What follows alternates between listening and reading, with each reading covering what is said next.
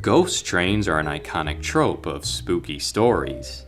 They have something of a legendary status. It could be a train that never reached its final destination, or something tragic that happened to an individual near the railroad. In the small Canadian village of St. Louis, Saskatchewan, population 415, a century-old ghost train story has shed some spotlight on this otherwise unassuming location. The Grand Trunk Pacific Railway built a branch line to St. Louis in late 1913. A steel bridge was constructed throughout 1914 over the South Saskatchewan River to reach Prince Albert by 1915. The line came under Canadian National Railway ownership by 1919. The story begins sometime around then. A conductor, or railroad worker of some kind, was either checking the tracks or train, or he slipped off of a moving train when he was decapitated by it reversing down the track.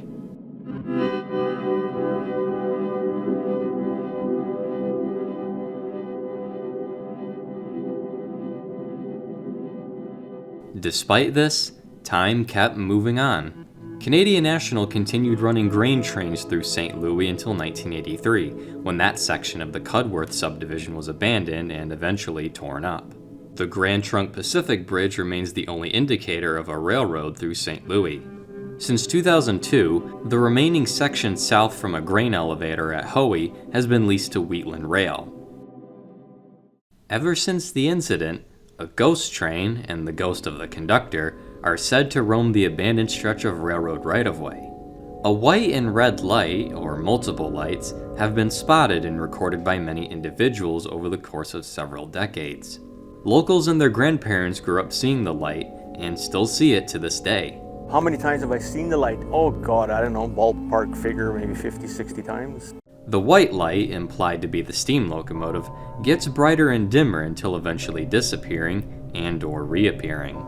The red light, sometimes swaying as it accompanies the white one, is said to be the lantern of the conductor keeping an eye on his train, or him looking for his lost head.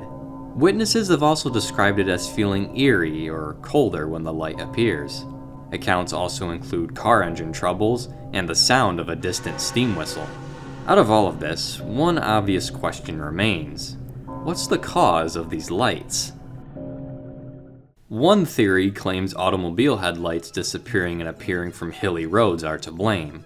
Another theory points the finger towards light diffraction. From late 2001 into 2002, two 12th grade students from La Ronge, Saskatchewan investigated the story. They claimed to duplicate the phenomenon using car headlights and taillights on a nearby road, the light beam passing through the overgrown path of the old rail line. They won gold medals in a science fair for this experiment. However, these ghostly lights were reportedly spotted before cars were common around St. Louis. Plus, nearby roadways don't see much traffic, nor do they match up with the railroad's former path in a way that could plausibly explain the lights. Others have tried getting closer to the lights, but can never seem to reach them. If it's not street lights, pranksters, or cars, what is it?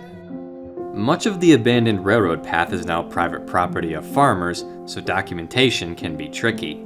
The one thing that can be for certain is this story put St. Louis on the radar for many people. It attracted the attention of the Unsolved Mysteries TV show and the Canada Post, who made a stamp depicting the phantom train. Wheatland Rail even operates an excursion train with a Halloween event in October, referencing the ghost train. Regardless of attempted explanations, this is a story and sighting that will be passed on for generations to come. It managed to benefit St. Louis, shining a unique tourist spotlight on the village. Canadian National Railway's official records do not date back far enough to prove the incident as true or false, leaving it forever a mystery. The ghostly white and red lights still appear frequently to this day. It's up to you whether you want to see these lights as nothing more than a strange phenomenon, or a ghost train and its headless conductor, haunting rural Saskatchewan for the rest of his eternal phantom days.